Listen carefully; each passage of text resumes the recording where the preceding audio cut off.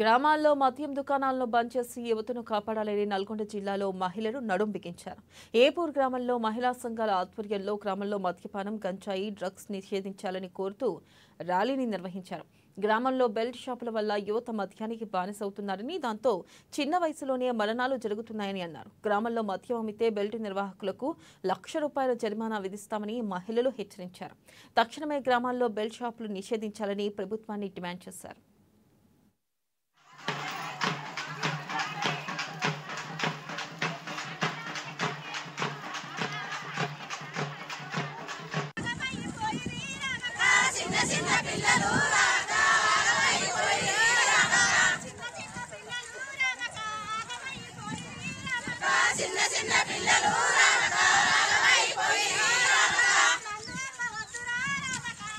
మా ఊర్లో మద్యం అమ్మడం వల్ల చిన్న చిన్న పిల్లలు, యువత, పెద్దవాళ్ళు కూడా అందరూ ఖరాబ్ అవుతారు.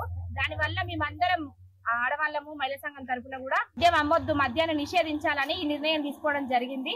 నిన్న మొన్న రీసెంట్ గా ఒక అబ్బాయి తాగి బండి మీద నడుపుకుంటూ వస్తుండగా ఆయన కుక్క అడ్డం వచ్చి ఆ బండిని కంట్రోల్ చేయలేక తన కింద పడి చనిపోయిండు. ఆ అబ్బాయికి ఒక పాప, ఒక బాబు ఉన్నారు. అలాంటి అన్యాయం ఎవరికి జరగొద్దు, ఏ కుటుంబంలో కూడా జరగొద్దని మేము ఈ నిర్ణయం తీసుకోవడం జరిగింది.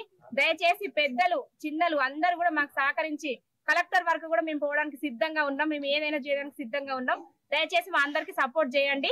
ఖచ్చితంగా మద్యం షాపులను అయితే బంద్ చేయండి. అట్లా మద్యం అమ్మితే మేమైతే హెచ్చరిస్తున్నాం. ఈ రోజు మాత్రం ఎవరిని ఖరాబ్ చేయలేదు, ఎవరిని కూడా ఒక మాట అనలేదు. మేము హెచ్చరిక మాత్రమే. మళ్ళీ కనుక మాకు దొరికినట్టయితే మద్యం అమ్మిన వారికి ₹1,00,000, తాగిన వారికి 20,000, పట్టించిన వారికి ₹10,000 జరిమానా.